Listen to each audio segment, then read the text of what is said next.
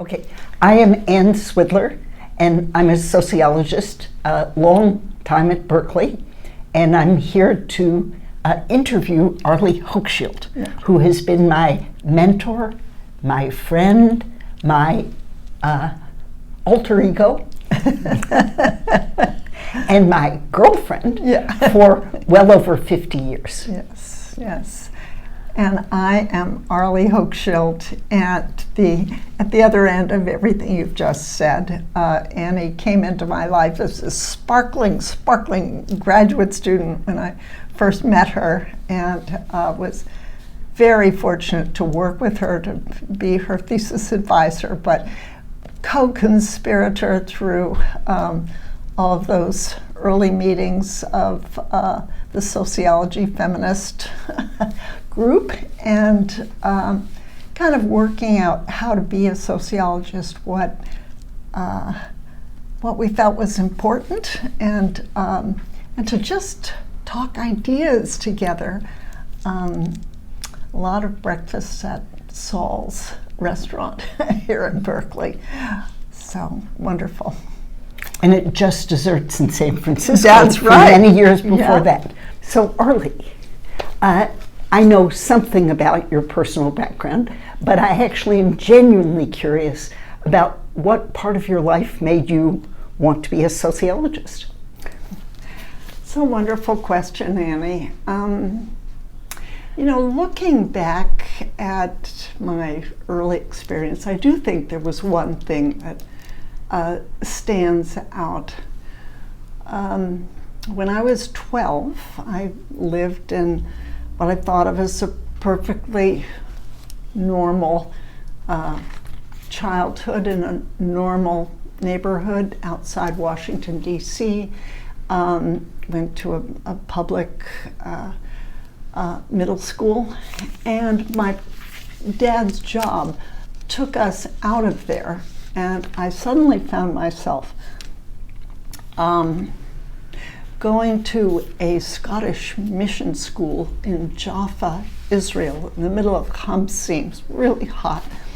And I didn't speak the language. I was a head taller than all the kids. It sort of reached over.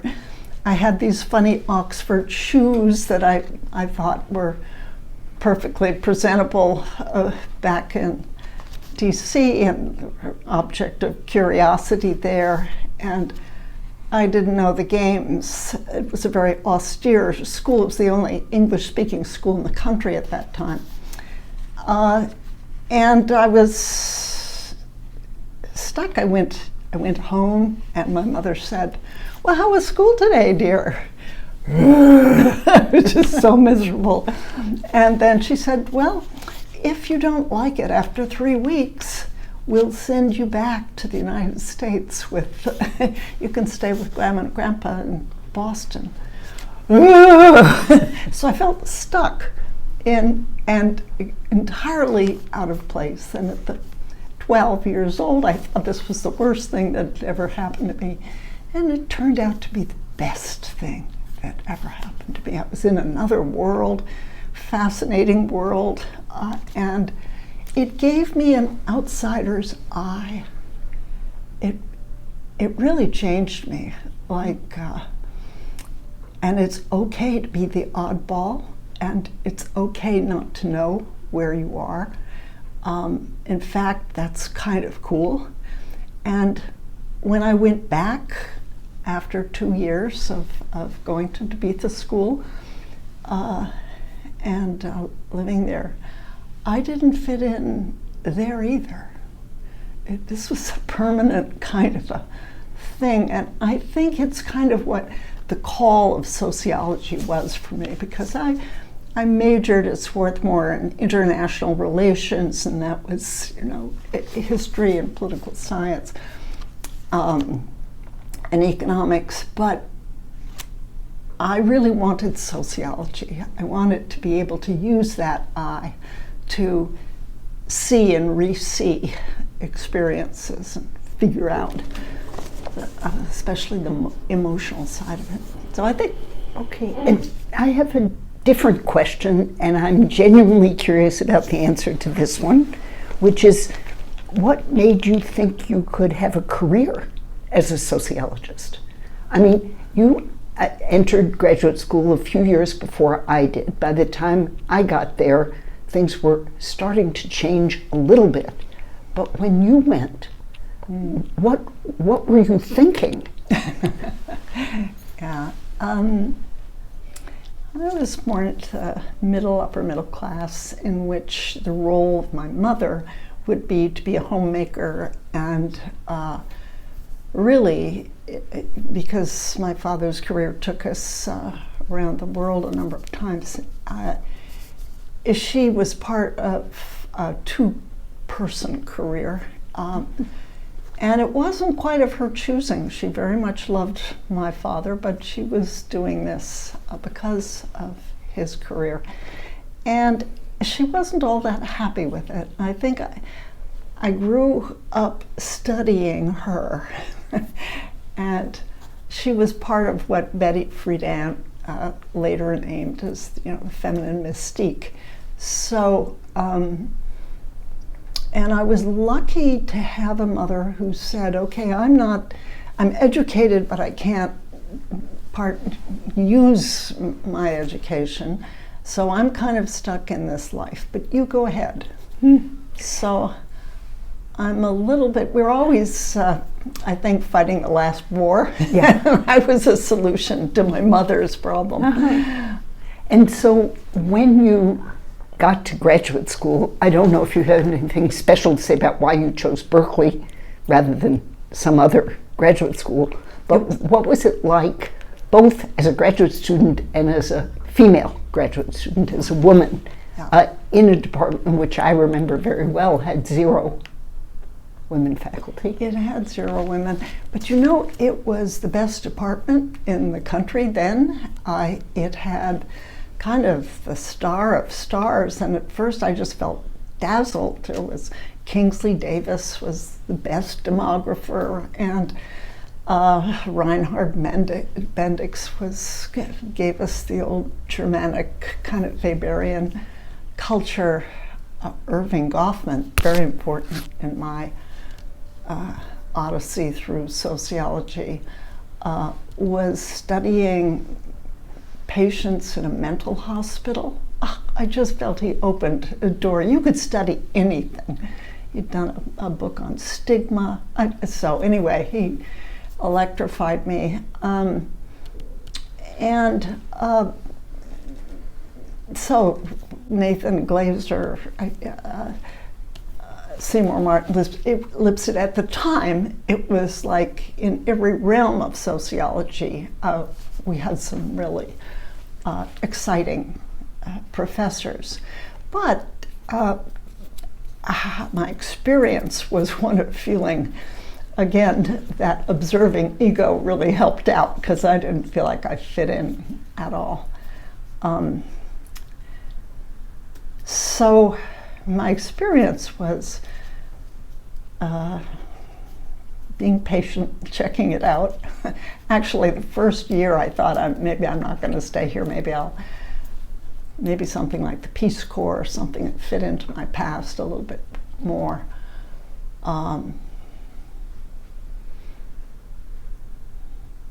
But the idea of getting to really understand how people get into the situations they get into really drew me into hanging on. And I was also very interested in field work, in social psychology, and very influenced by Freud.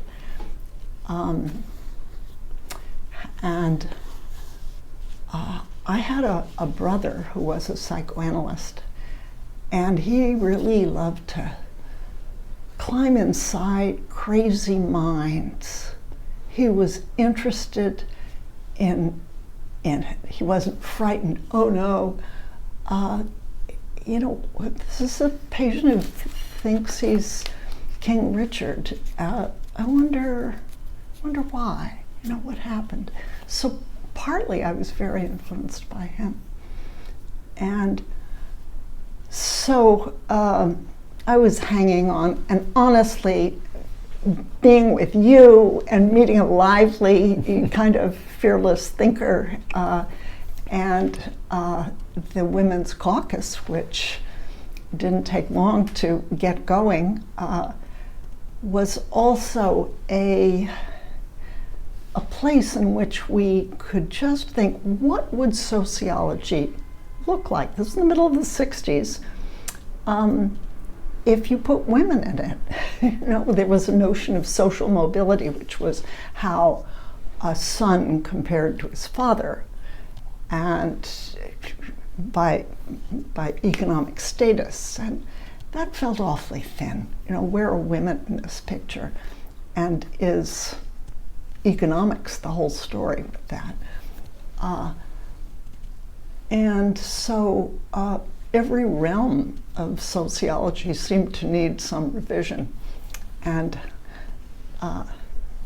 so that was a challenge. So once you got your PhD, and I know you went off and taught for 2 years at Santa Cruz, but then you were offered an assistant professor position at Berkeley, and you were the first woman on the faculty.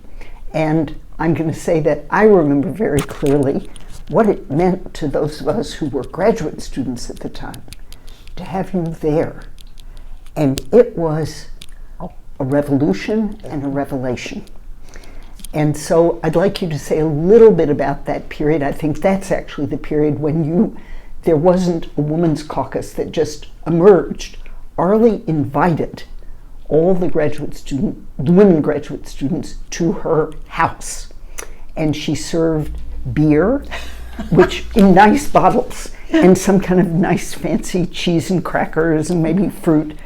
And we talked about our fears and insecurities, and I don't know whether you felt it yourself, but you conveyed this idea that we would A, be able to do it, and B, that we had creative things to contribute, and it was going to all happen. So I want to know where that came from and how that just ability to inspire others and that willingness to kind of forge forward. What was that like? Wow. Well, maybe the Tabitha School experience helped me. Look, if I could get through that, nothing else was quite that strange. So, yeah, and I think being together really, really helped. As I recall that first session, I asked, how are we doing? A lot of graduate students, there are women, I guess about a quarter of the women at the time, are dropping out. And is there something we can do about that? They're really bright, but somehow this department wasn't working for them. And I remember total silence. No problem. Oh, I just have to get incomplete in Professor Lowenthal's class. It was all something to the side of being a minority in this community. So, but I remember with the beer there, it was good because they didn't leave. Everybody stayed, and then it began. Then the conversation began. Yeah, well, I'm not sure I belong here. I'm not sure I could get a job at the end of this. So, yeah. Well, and this leads me to I think the main theme I see in you, which is a kind of courageousness. And like, you're very sweet, and that's why you're such a good interviewer, and all kinds of people like you, and there's a kind of seductive quality, if I could say, about your personality. I mean, seductive in the psychological sense. People open up to you. But underneath that, in my experience, is a spine of steel. And so I was remembering just today that you and Adam, your husband, went to Mississippi for Freedom Summer, in the summer of 1964. Right. I know at one point you went and lived in India for a year as a kind of combined research, transform your experience. But I think your work has displayed that kind of courage throughout your whole career. And so I guess I'd be interested in talking about some of your intellectual work because if you don't emphasize how original it was, I'm going to. So you might as well fess up. Mm-hmm. And I don't know if you want to start with your first book or with The Managed Heart, which really was just an extraordinary innovation or original. Thank you, dear. I loved writing that book. I loved researching it. I went to Delta Airlines stewardess training management program in Atlanta, Georgia, because I wanted to look at the interior of my mother, who was a diplomat's wife and had to be gracious to people all the time, and I could see the strain. And so I wanted to look at women who did that, flight attendants who have to make the world seem safe even though you're thousands of miles up in the sky, and to take the edge off of hostility and to relax people. And I discovered a whole world of people who were really good at doing what I came to call emotional labor, to evoke the right feeling, to suppress the right feeling, to keep yourself fitting what the job requires you to feel. And they had a whole language. They took for granted what I was searching to articulate and name. One flight attendant said to another flight attendant, I could observe them too, oh, Irene, I had 3 turnarounds this morning. Well, what's a turnaround? It's a passenger that comes in irate that his luggage has been lost. What can I do without my luggage? I have an important meeting. And the flight attendant would say, I am so sorry about that. I know just how you feel. I've lost my luggage. Why, just last week, it was just awful. But we're really working on it, sir. So that's a turnaround. Then he de-escalates his distress and goes away happy. So for her to have a word like that, turnaround, wow. I just couldn't wait to write it down in my notebook and to absorb it and watch it and to look at the cost of it. Can you get estranged from what you would feel if you weren't doing this work? The whole thing opened out a world. And you could say that in other books I've kind of looked at other ways people do this. I've studied life coaches and birthday planners and funeral directors and a woman called a wantologist. And I sort of took the idea of care, and that's the part of feminism that lights me up. It's not, can women be as tough as men, but can men develop some of the best of a female culture, care, concern, that this emotional labor isn't just bad and hard and alienating, but it's a contribution that we depend on. That social world is such a thin floor of civility that it takes work to create it, and it can quickly be destroyed and disrupted. And I'm sorry to say we live in a political moment today that totally is being disrupted, and kind of aggression invited. There's a whole change in what I came to call feeling rules. So it's okay today, another topic I guess, to feel aggressive, to insult, to shame, because you pose it as counter-shaming, you feel you have been shamed. Anyway, that is, I think we live in a regime of feeling rules.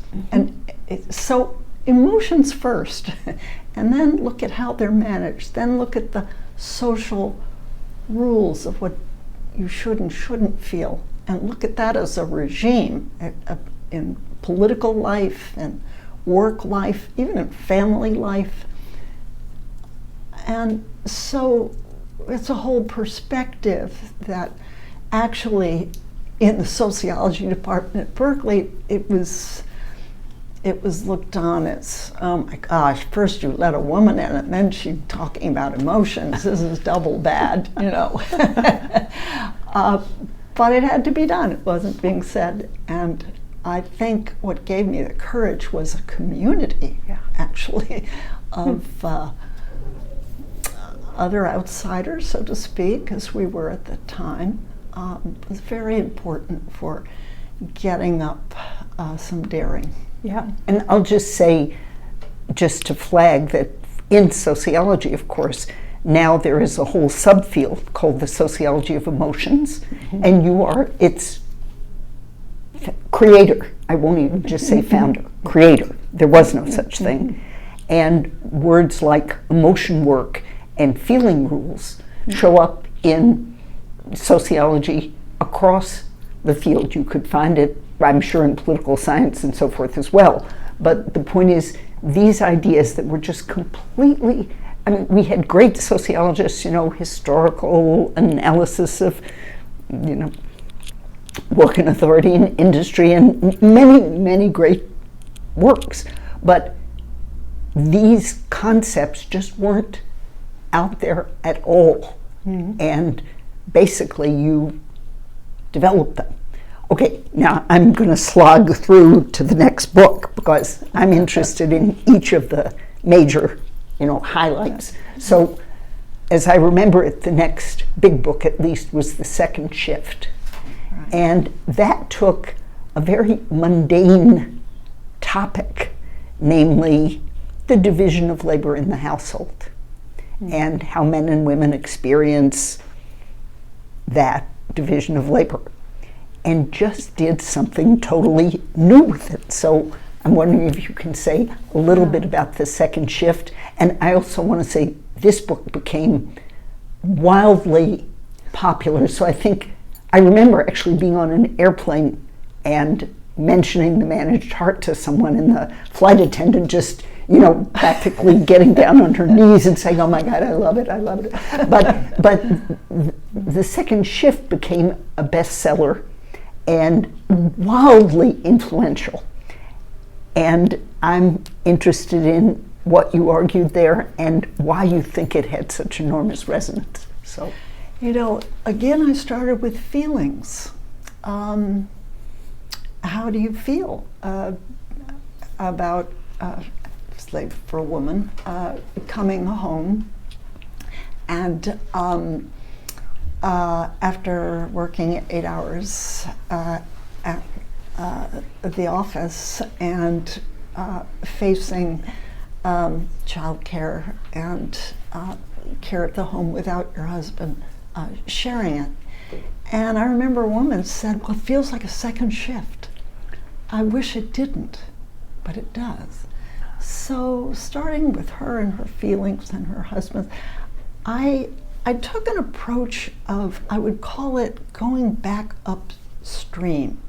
I would find a couple with a lot of tension between them on the issue of an unwashed dish. But, you know, going from upset, resentment, you know, to why, well, he's not helping, to what the circumstances were, I came to see it as life in a stalled revolution, that this woman was going out to a workplace that was not adapted to the general employment of women, had jobs just as long and just as rigidly organized as if there were a woman at home. So she goes out to a job in a workplace that's not got room for women, and she comes home to a husband with old-fashioned ideas. And so it's stalled revolution. That's the source of the strain. So in a way, I take the anger they feel with each other and displace it back to the larger situation, each doing emotional work to try and sort things out. And I came to think about the economy of gratitude that each felt. And in a really successful couple, each was grateful to the other for their contributions at home and in bringing in money. But what is it that makes them both grateful? That, again, is what makes a happy marriage. And I began to look at denial and family myths. People had ideas about their marriage that didn't fit it. So it's mysterious. The more you listen to people, and I love doing interviewing, and I would kind of find myself like the family dog, kind of just hanging out and watching. Anyway, it's a wonderful thing to be able to do this. I love doing field work and love being able to theorize it, put words to what's happening, name things, and then go back to them. And I would do that, say, compared to the other people I've looked at, yours on the traditional side. Anyway. Just to add one more point, which is one of the things I thought was so important about the second shift that made it resonate incredibly widely, was that in looking at how people understood the bargain, so to speak, they'd made with each other, they told themselves these family myths that made it seem reasonable that they divided the labor the way they did. And this is emotion work, but a lot of it is, let's say, mental, to make the story seem fair. So if I had to guess what made women, and maybe men as well, around the country say, "Oh my God, she's seen me," it was the story of the couple where she says, "Well, it's fair, he does the outside work and I do the indoor work." So, and it turns out that the outdoor work was that he took the garbage out once a week. And the indoor work was that she did the cooking and cleaning and took care of the kid, which was more or less, 24/7. So I think that, maybe you could call it false consciousness, but it's the emotional management of a story that makes cooperation and even continued love possible. That's right. I thought that's just an amazing achievement. Yeah. Certain stories, and I'm thinking ahead to another project I did, stick with me. And I've traced care back to where it comes from. And in many cases, I began to think about a care chain that we're on, that women give their care, their femininity to the company, and come home tired, and they have a child care worker. But the child care worker may come from the Philippines, and she's left her children at home. And maybe in the care of a teenage girl who's in a small village. And here I've been very influenced by the work of Rosal Puranas. And that haunted me. And so I got to interviewing nannies and in Redwood City.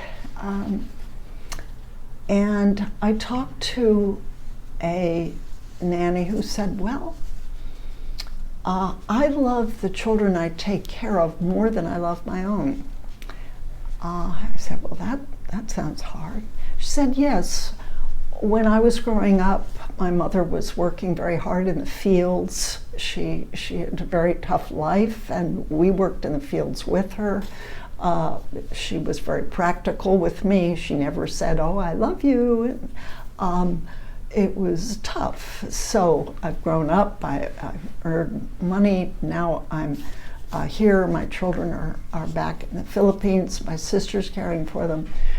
But I love the children that I take care of. And I said, well, tell me about that. And she put together, it's almost as if she were assembling the parts of an entity. She said, well, I know how to love. I look at American television and I see the mother go, oh, darling, I'm so glad you're home. And so I talk to the children I care for like that. And here I'm lonely. I don't have anybody else, so I need them. And I have the money I need, so I can relax about that. So I thought she's almost assembling, the financial conditions to be relaxed enough, and the social connections. She doesn't have friendships outside of this. The ideology comes through television. I began to think about ideologies of love and the circumstances under which we put it together and say, well, that's it, but the it is itself constructed. So that was a very haunting idea for me. And then I also have interviewed surrogates who are impregnated with the fetus of a couple who are infertile and carry that baby to term. And I went to India to the Ashanksha fertility clinic to observe how they're taught. These poor women who do this for money are trained, and they're trained to think of their wombs as a suitcase. Detach from it. You're just carrying somebody else's baby, so you're doing it for money. And so in a way they were being taught emotional detachment, estrangement, I felt. And when the parents spoke with the doctor and the surrogate, they wouldn't look the surrogate in the eye, they looked the doctor in the eye. And they said, oh, we're so happy, but they weren't happy about the surrogate, they were happy about the baby. And I felt this could be the world's most beautiful gift, the gift exchange in its primal sense. But it was commercial entirely. And I got interested in how surrogates countered that. They de-alienated themselves. I remember one woman saying, well, I'm carrying the fetus of a Sikh couple, and they want me to go to the Sikh temple so the baby can hear the Sikh chanting. But I'm Hindu, and secretly I go to the Hindu temple so the baby can hear the Hindu chanting. I thought, good for you. These acts of countering alienation, of making what you're feeling real, being connected to what you want to be connected to with all its complexity, is such a journey, such an odyssey, such a complicated thing that we need to focus on it and appreciate it. I guess I want to sort of bring appreciation to all the wondrous cartwheels we do to make social life as good as it is. But the other side is that you're incredibly sensitive to the inequalities and injustices that lie behind that. That is, the surrogate in India has to do a lot more cartwheels. Yes. Maybe not than the, upper middle class or rich trophy wife. She may be doing almost as many cartwheels, but it's. I mean, I think. What's the name of the book you did on global women? Or well, there was one book called Global Woman, and another one, The Outsourced Self. Okay, so those both deal with the emotional aspects of sort of taking what I would think of as normal, parenting or familial or other kinds of emotional ties and commercializing them or outsourcing them to somebody poorer and usually darker yes. and far away or coming from far away than you are. So there's the sort of social justice aspect of that and the emotional aspect. But there's also this sense of, I don't know if this is a category in sociology, I'm not sure whether it is or not, but of more authentic and less authentic alienation. Alienation, is, I think, what has haunted me a lot. In the last two projects I've done, it's a different kind of alienation that I feel I've been exploring, and it's not women, it's men. And I've been really since 2011 kind of worried about the rise of the right. I felt something was coming with the rise of the Tea Party after the 2008 crash, and gradually increasing anger at the pain of that among blue-collar whites especially, who have sunk over the last 3 decades, both absolutely and relative to whites with BAs and higher degrees, and relative to blacks who start at much lower level, but who have been rising. They've been a sinking sector. We haven't been looking at it, people on the Democratic side, but loss is different from deprivation, and especially for men who have seen in manufacturing jobs offshored, automated out. So people say, well, why are you now studying men? Well, I go to where the problem is. And these are what you find in these right-wing enclaves, rural, semi-rural, blue-collar suburbs,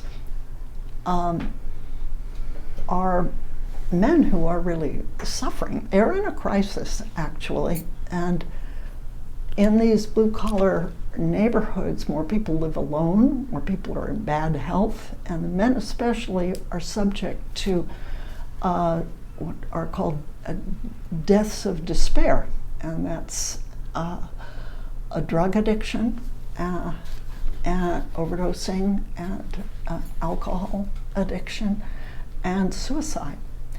So I went to 2 basic centers of right-wing development where that was what I found. One was in Lake Charles, Louisiana, subject of strangers in their own land. The second poorest state, and yet people were had sort of disparaged government and depending on it, disparaging it, ashamed of their dependence on it. And again, I was focusing on feelings, on what did it feel like to be a declining white male and who's leaning toward Donald Trump.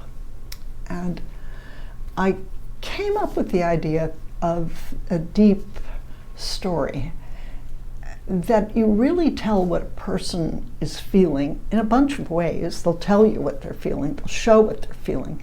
But another one is to see the story that elicits a feeling of excitement in them. Pictures and stories. So this is the way. What I did was to make up a story. I listened to them in this period of 7 years, going back and forth, back and forth, back and forth. And I really got to know them. Then, based on what I knew, I made up a story, and then I went back to them. And they loved the story, they didn't love the story, they added to the story. The story was that a man is facing forward in a line, at the end of which is the American dream, far away. He doesn't look back at them, many more people in back, he's just looking ahead. And the line is not moving. His feet are getting tired. One guy said, I haven't had a raise in 20 years. So he's waiting in line, and then he sees line cutters. Well, who are they? They are women of higher education than he. They're people of color, blacks. They're immigrants, refugees, even the Louisiana endangered pelican, drawn extinct because of chemicals in the water. That seemed, the liberals were putting all these people ahead of him, preventing him from going forward. And then another moment of this right-wing deep story. Someone ahead of him turns around and said, you ignorant, racist, redneck. That's it. I'm turning right. So I went back to the people I'd come to know. What do you think about that story? And one man said, you read my mind. Another man said, I live your metaphor. A woman said, well, wait a minute, you've left out that the people waiting in line are paying taxes to the line cutters. So that's a way of getting at the feelings that underline politics. And I think we do have to make ourselves bilingual in the sense, especially in this moment when we're in the grips of a charismatic leader, bilingual in the sense that we read reality for what people are rationally saying to each other. But we need another way of seeing, and that is the logic of emotionality. Because I think right now there are two languages going on, and unless you can really hear how, speaking of Donald Trump, our current president, how he appeals, I think, to the shame of downward mobility. Proud people in the places I've studied, proud, hard-working people have lost their jobs. They are now in low-wage jobs. They're not able to provide for all the expenses of raising a family, more disruptions of family. They feel less to be proud of. And I think Donald Trump is appealing to the shame. So can you say more about the book Stolen Pride and Yes. Where you went to study people and Yes. what you found? Yes, I went in a second project on the growing right wing to Appalachia and to eastern Kentucky, to what is the second poorest and whitest congressional district in the country. And there I found ashamed, proud people have been shamed. And I began to look at what worked. If you listen to the emotional story, that there was kind of a 4-moment anti-shaming ritual that was really appealing strongly to people. Moment one, Donald Trump says something transgressive, that Haitian immigrants are eating your pet cats or dogs. Moment two, the punditry shames Donald Trump for saying the transgressive statement. Moment three, Donald Trump becomes the victim of the shamers, and he turns to his followers and says, look how they're picking on me. It's hard. They're shaming me. They're insulting me. Don't they do that to you? Isn't it the same? Isn't that painful? I will take that shame off of you onto myself. I'm the sacrificial lamb. And moment four is the roar back, is the retribution. I think the Democratic half of America has been listening to moment one and moment two, the transgressive statement and the shaming, and the Republican half of America has been listening to moment three and moment four, Donald Trump as victim and getting revenge for the victimhood. So that's what you see if we're listening to the second language of emotion, shame and pride in this case. So once we know that, I think we can be much more effective in offering good solutions to real problems, which is not yet happening. Okay, and this will seem like a sudden detour, although there's one other issue I want to come back to. But first, I want to come back to Berkeley and just to ask what difference you think it made that you taught at Berkeley. I know it made an enormous difference for your students. You were famous for your role as a mentor, and you had many, many, many, many graduate students who went on to incredibly interesting careers. And I would say you always tried to find creativity people didn't even know they had. But do you want to say something about your career as a teacher and mentor, both undergraduates and graduate students, but I think especially graduate students in my selfish way, and then about whether and in what way it made a difference that it was Berkeley where you chose to teach? Berkeley's home. Berkeley is home base. And I've used it as a home base and made forays out for my field work. And it's been an amazing experience to be able to go to Pikeville, Kentucky, and talk to people, and then come back to Berkeley and think about it, and go back to Pikeville, or go to Lake Charles, Louisiana, strangers in their own land. It's based on research there, and then come back. So Berkeley's home. Talking with you and Saul's about these interviews is home to me. And I think the contrast of worlds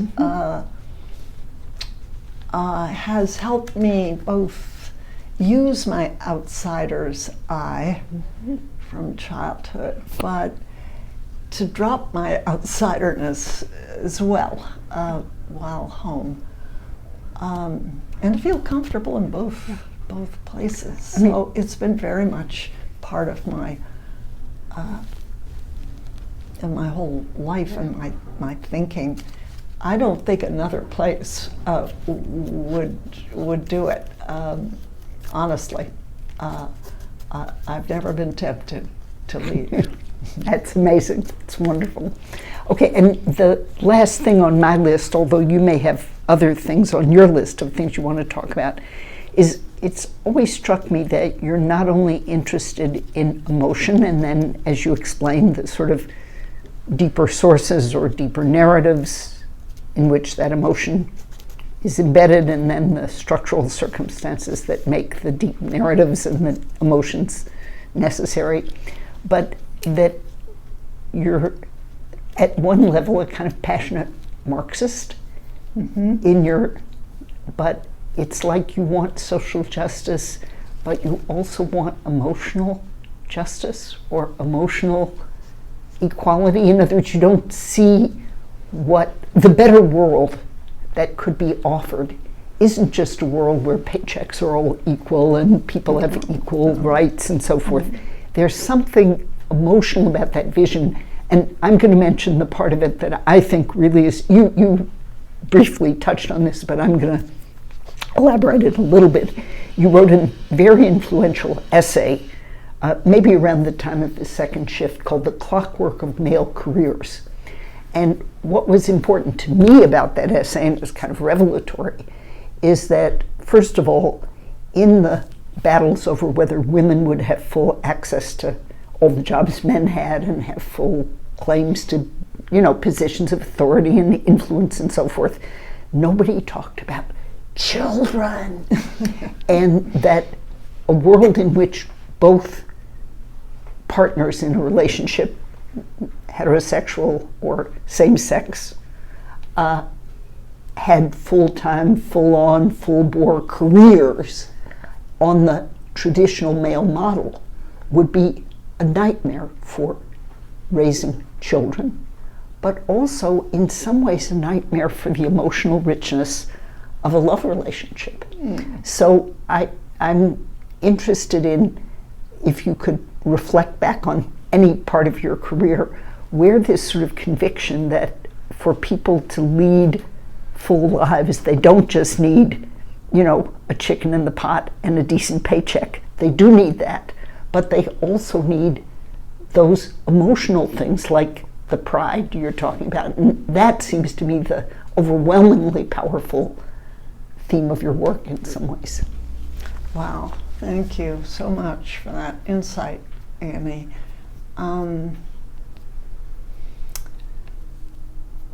Yeah. Well, you've said it better than I could, that I actually want us to be happy. Yeah. It's not enough to be fair. And that in my own personal life, I have been extraordinarily lucky in the husband that I have, Adam Hochschild. And I remember early on, when we first met, I said, well, I don't know how to do this, but I would like to work. I don't know how to do it, but I would really need a partner, with me in raising children. And, well, what's the big deal? He didn't, yeah. And it's a highly nurturant person who totally got it and has been my other half for over 60 years. But in the second shift of, well, why couldn't we all get a man like that, in a way? And in the department, I was, again, the oddball with the Oxford shoes by having a child, and I brought little David to office hours, and the graduate students would play with him, and he would play with whatever they held out, keys in front of him. So that made me a total stranger in my own land. At least the rumor was, I don't know if you told me this, that you would sign up for an office hour for a fictive person, and that was when you could nurse him. That's right. Yeah, I did. I don't know if that was John Dewey or exactly who got that office hour. And I was there with a ladder rank half-time appointment, which didn't exist before I came. And it was a group of women, including our caucus. I was then teaching at Santa Cruz, who said, we think this, men can share a teaching load with an institute. Why can't both men and women share a teaching load with family obligations? And the powers that be went off and thought about that and came back and said, well, we can do it for women, but not for men. And the caucus, to their credit, said, no, we want men to be able to have this. They don't have to, but it would like be an option. And finally they caved in. So I was the first recipient of that. So I had everything going for me. I had a wonderful husband at home, this half-time position, ladder rank, and I was guilty that I seemed to be the only one to have this, and I did take a lot of students, and I just felt very lucky, but I wanted to have it be part of the cake of custom. Yeah. Okay, and I have a closing comment, I don't know if you do, which is another thing I've observed about you, and this isn't particularly from your scholarly work, is that, let's see, you tried to distribute appreciation and emotional respect. And I think that's part of what made you a great mentor, makes you a great mentor. But also I've seen it, we had a friend who had a very tragic family loss, and we went to the funeral, and there was the family sitting right in the first row of this church, and then there was like a 10-seat gap, and then people filled in the seats behind, and it was as if they had a dread disease, and if anybody came near them, they might experience a similar tragedy. And you dragged me right up to the row right behind them to sit right there, so that somebody would be near them.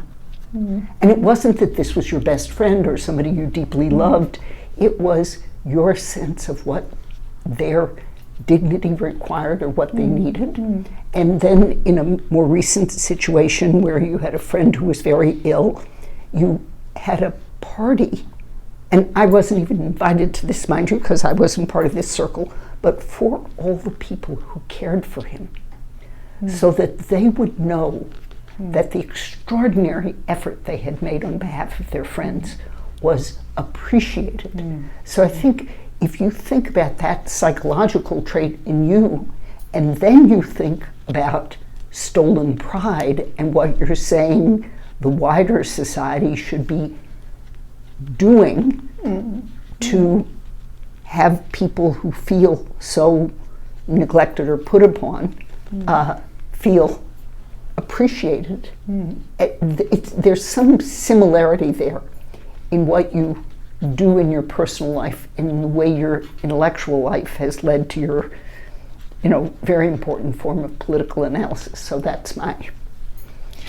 Well, yeah, you're saying that in a way there's a pride we all should have that's stolen by the culture, stolen by a capitalist system. And that's an example of you really finding in some little stray comments of me, you coming up with an extraordinary idea. Thank you, Annie, for that. Thank you, Arlie. So, Arlie, I know your intensely feminist period may seem long in the past, but my understanding is that even as a graduate student, you played a role in one of the critical turning points in the history of women at Berkeley, when the Academic Senate began to address problems for women at Berkeley. And can you say a little bit about that? Yeah. Women were a minority group on campus, and so I wanted, along with Anne and others, to change things, to make room for women. I thought we'd be good for the campus and add a lot, and so there were institutions that needed us. There was the Women's Center, and I got very involved in that. And somehow you get together with the other few women there were, and just like a team of horses, you kind of get into trying to change things. Meetings, I just went blind with meetings for a period there. But it was fun, actually. And I was used to being the oddball. I guess just to go back to that early experience when I was 12, where no one like me was around. What the hell? There was gives you a certain what the hell feeling about what you were doing. And it was great to kind of see the little incremental changes we could bring about. Well, so what were some of those? Like, what was the Blue Book? I don't know anything about this. Well, we were trying to really establish the presence of women and what it would need for women to be a fundamental part of UC Berkeley. There were, as we mentioned, kind of no policies of leave for pregnancy, no spousal, trailing spouse, so-called provisions. There just had been no thought to it. We were kind of stuck in a post-World War II world. Well, in fact, not only no spousal hires, but there was a nepotism rule that meant that if one spouse was already hired at the university, the other spouse could not be hired. Yeah, that's right. So nepotism had to go. So there needed to be a new rule book written, and others, I think, took a more major role in that. But it was a blur of meetings, actually, in my mind. But it was good to work together with them. We weren't alone. We had each other. I have to mention my thesis advisor, Neil Smelser, who did a highly theoretical kind of work. He was what was called at the time structural functionalist. And I found myself an ethnographer, a field worker. I wanted to get close to people to be able to pick out patterns. And he never imposed himself and his worldview on me. He saw who I seemed to be and helped me develop the kinds of ideas I had. And he was the opposite of narcissistic. He was large. He was a true mentor, and I am everlastingly grateful to Neil Smelser. So, Arlie, this was incredibly fun. Yeah. And thank you very, very much. It was a joy to hear all about your career and to understand you even better. Back at you, Annie. I mean, you just, I feel so grateful, really, for our almost lifelong friendship. Yeah. And it's, I just feel so grateful. Thank you. Thank you. Well, and when we live to 120, it really will be lifelong.